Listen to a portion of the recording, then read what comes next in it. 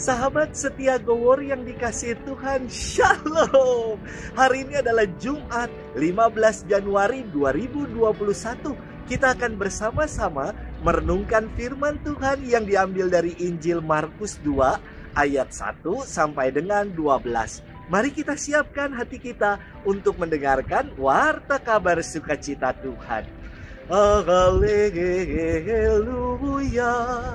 Haleluya. Seorang Nabi Agung telah muncul di tengah kita, dan Allah mengunjungi umatnya. Haleluya. Haleluya. Tuhan bersamamu dan bersama rohmu. Inilah Injil Yesus Kristus menurut Santo Markus. Dimuliakanlah Tuhan.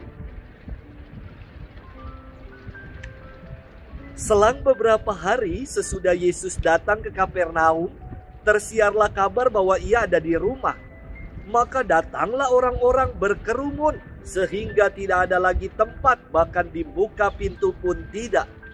Sementara Yesus memberitakan sabda kepada mereka, beberapa orang datang membawa kepadanya seorang lumpuh digotong oleh 4 orang. Tetapi mereka tidak dapat membawanya ke hadapan Yesus karena orang banyak itu. Maka mereka membuka atap yang ada di atas Yesus. Sesudah atap terbuka, mereka menurunkan tilam tempat orang lumpuh itu terbaring. Melihat iman mereka, berkatalah Yesus kepada orang lumpuh itu, "Hai anakku, dosamu sudah diampuni." Tetapi di situ duduk juga beberapa ahli Taurat. Mereka berpikir dalam hati, "Mengapa orang ini berkata begitu? Ia menghujat Allah. Siapa yang dapat mengampuni dosa selain Allah sendiri?" Tetapi Yesus langsung tahu dalam hatinya bahwa mereka berpikir demikian. Maka ia berkata kepada mereka, "Mengapa kamu berpikir begitu dalam hatimu? Manakah lebih mudah mengatakan kepada orang lumpuh itu, 'Dosamu sudah diampuni,' atau mengatakan, 'Bangunlah, angkatlah tilammu dan berjalanlah'? Tetapi supaya kamu tahu bahwa di dunia ini Anak Manusia berkuasa mengampuni dosa." Lalu berkatalah Yesus kepada orang lumpuh itu, "Kepadamu kukatakan, bangunlah, angkatlah tempat tidurmu dan pulanglah ke rumahmu." Dan orang itu pun bangun, segera mengangkat tempat tidurnya dan pergi keluar di hadapan orang-orang itu. Mereka semua takjub lalu memuliakan Allah, katanya, "Yang seperti ini belum pernah kita lihat." Demikianlah Injil Tuhan. Terpujilah Kristus. Sahabat setia Gowor yang dikasihi Tuhan, Shalom.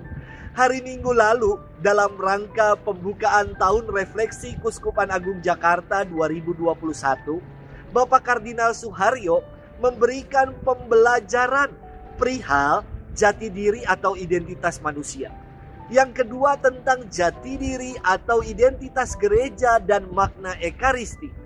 Mengutip yang beliau katakan, jati diri atau identitas nampak dalam aktualitas atau aktivitas yang dilakukan. Pribadi yang sejalan antara identitas dengan aktivitasnya disebut sebagai pribadi yang berintegritas. Apa sih, Romo, pribadi yang berintegritas itu? Integritas akar kata Latin integer, yang artinya menyeluruh. Pribadi yang berintegritas adalah pribadi yang memiliki kesesuaian antara identitas dengan aktivitasnya, antara iman dengan perbuatan, antara kata dan wujud nyatanya. Untuk lebih jelasnya, saudara-saudari, kita akan dibantu melalui firman Tuhan hari ini untuk semakin mengerti pribadi yang berintegritas itu. Sahabat setia Gowor yang dikasihi Tuhan, firman Tuhan hari ini berkisah tentang Yesus yang menyembuhkan orang lumpuh. Namun kisahnya menjadi istimewa. Tatkala untuk mengalami kesembuhan ini, si lumpuh dibantu oleh beberapa orang yang menolongnya dengan menggotong si lumpuh dan bahkan menurunkannya dari atas atap supaya mengalami perjumpaan dengan Yesus. Pribadi-pribadi inilah yang dapat kita sebut sebagai pribadi yang berintegritas, yakni pribadi yang membantu si lumpuh, pribadi yang menunjukkan belas kasih, yang memanusiakan sesamanya, dan yang berbela rasa.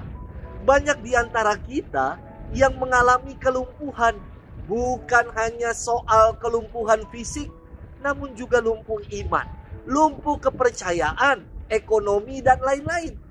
Maukah kita menjadi pribadi-pribadi yang berintegritas, yang berbela rasa kepada mereka? Sahabat setia Gowori yang dikasihi Tuhan, kita juga bisa melihat integritas pribadi Yesus dalam firman hari ini. Yesus yang sejatinya adalah Immanuel, Allah beserta kita, dan Tuhan, Ia berkuasa memberikan ampunan dan kesembuhan bagi mereka yang percaya.